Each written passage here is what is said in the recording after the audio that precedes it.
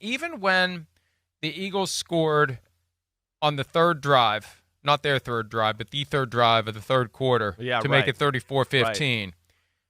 When the Commanders drive down and make it 34-23, that's when, maybe we're in a shootout. What's 11 points in a shootout? Right. It's a touchdown and a field goal and a 2-point conversion. That was when I thought they had a chance. The next one, even though we showed at the top of the show the Saquon Barkley night, it was when it was 41-23. It's like, it's 18 points. That's 3 scores.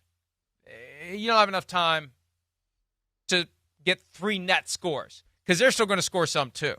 You're not going to get 3 scores to their none because they've been unstoppable over the long haul in today's game. Definitely. They have nothing to be ashamed of. They had an awesome season. Was it there to be had yesterday?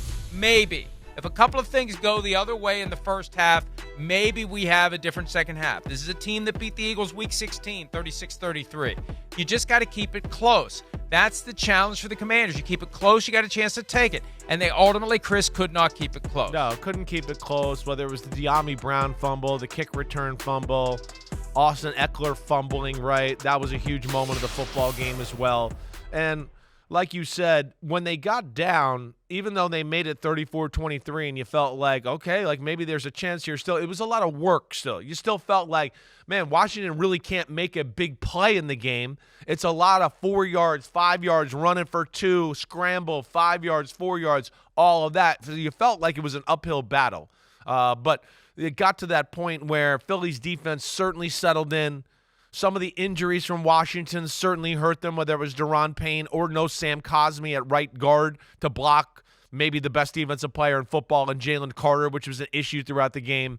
And the Eagles just kind of continued to take advantage of that momentum and the fact that Washington kind of had to get away from the run game a little bit because they were down and going to have to throw. That all just played into the hands of the Eagles and that phenomenally talented defense, and they just slowly wore down Washington.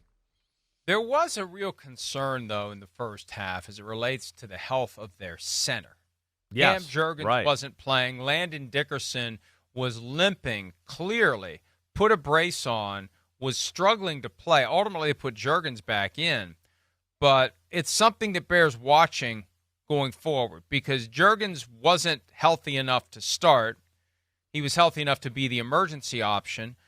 Dickerson, who knows what's wrong with that knee, they got 13 days until the Super Bowl, and that's a fairly important piece of the overall offensive puzzle for the Eagles, especially with their propensity for the tush-push play. You better have a center who can function if you want to make that play work. Well, it's the Chiefs. They need to be ready to go for all reasons we've already stated about the greatness of the Chiefs. And, yes, if they want to be at their absolute best, you've heard me talk about it. This is like one of the best offensive lines we've ever seen.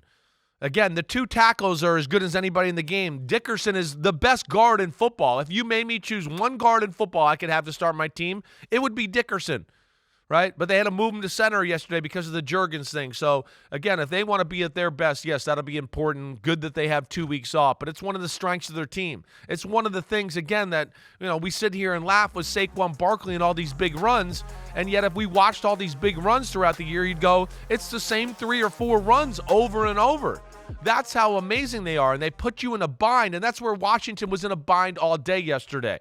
It was like, we got to blitz, we got to put people at the line of scrimmage, we got no chance of stopping them if we don't do that, and of course that led to some favorable looks by Jalen Hurts in the pass game, and that Eagles offense seems like it got its rust out completely, and now they're going to be hitting on all cylinders and feeling really good going into Super Bowl 59.